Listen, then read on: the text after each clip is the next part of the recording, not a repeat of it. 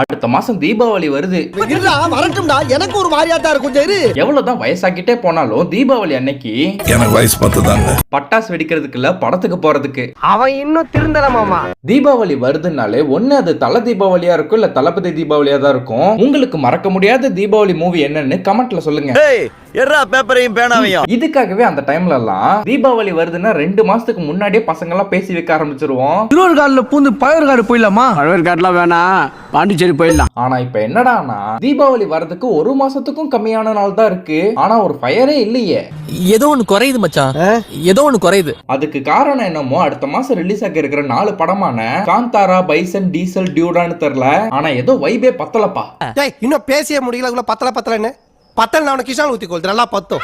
வேற என்னடா எதிர்பார்க்கறீங்கன்னு கேக்குறீங்களா? இந்தா வந்துட்டா ராசா. என்னதான் தீபாவளி ஒரு பயங்கரமான ஃபெஸ்டிவல் டேவா இருந்தாலும் அந்த டேட் எப்பவும் ஹோல்ட் பண்ணி வச்சிருந்தது 2 ஹீரோஸ் தான். ஒன்னு ஏகே சார், இன்னொன்னு விஜய்னா. ஒருத்தன் முட்டா பீஸ், இன்னொருத்தன் முரட்டு பீஸ். ஆனா 2 பேருமே ஃபர்ஸ்ட் கிளாஸ். ஏன்னா உதாரணத்துக்கு 2021ல அதிசயமா பல வருஷம் கழிச்சு நம்ம தலைவர் படம் வந்துச்சு.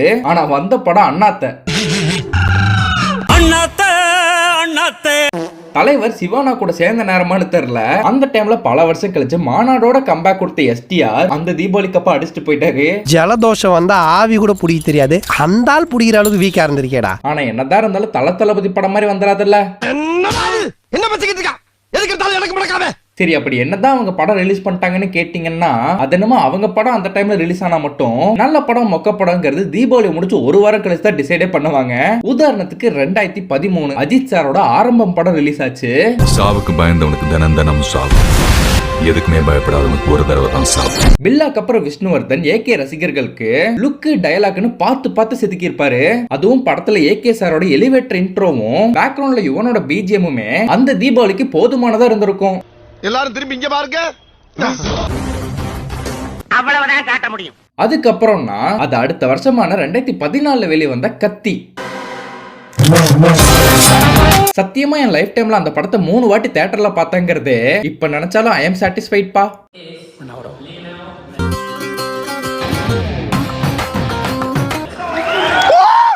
அதுக்கப்புறம் மறுபடியும் அடுத்த வருஷமே வந்தாரு ஏகே சார் சிவானா கூட சேர்ந்து வேதாளத்தை கூட்டிக்கிட்டு.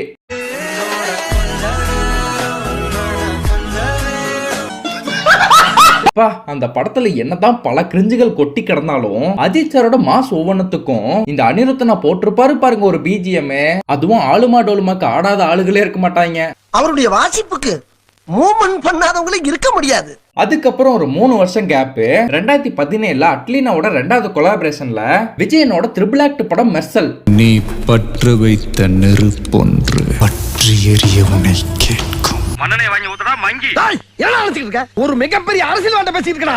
ஏஆர் ரகுமான் மியூசிக் எலிவேஷன்ல ஒரு பக்கம் இருந்தாலும் படத்துல பிளாஷ்பேக் போர்ஷனுக்குலாம் விஜயனாக்காகவே அட்லீனா ரூம் போட்டு யோசிப்பாருங்கிற மாதிரி இருக்கும் அந்த வெற்றிமாறனோட பிளாஷ்பேக் போர்ஷன்.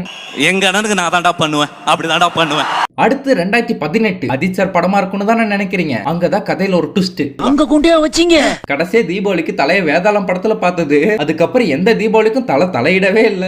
தம்பி இப்ப சந்தோஷம் தானே. ஆனா 2018 மறுபடியும் அடுத்து விஜயனோட இன்னொரு ரவுண்டு சர்க்கார் படம் பல கிரிட்டிக்ஸை கொண்டு இருந்தாலும் சரி அந்த படத்துக்குன்னு இன்னும் செப்பரேட் ஃபேன் பேஸ் இருக்கதான் செய்யறாங்க.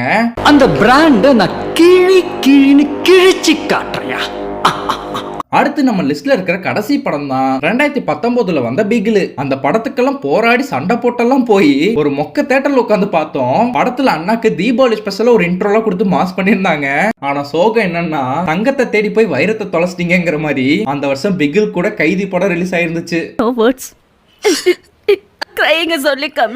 என்ன மாதிரி யாரெல்லாம் இப்ப வருத்தப்பட்டீங்கன்னு கமெண்ட்ல சொல்லுங்க. சரி, இந்த வீடியோ பிடிச்சிருந்தா லைக் பண்ணுங்க. அண்ட் நான் ஏதாவது படத்தை மிஸ் பண்ணிருந்தேன்னா கமெண்ட்ல சொல்லுங்க. பட் மறக்காம தயவு செஞ்சு சப்ஸ்கிரைப் பண்ணுங்கடா பேர பசங்களா.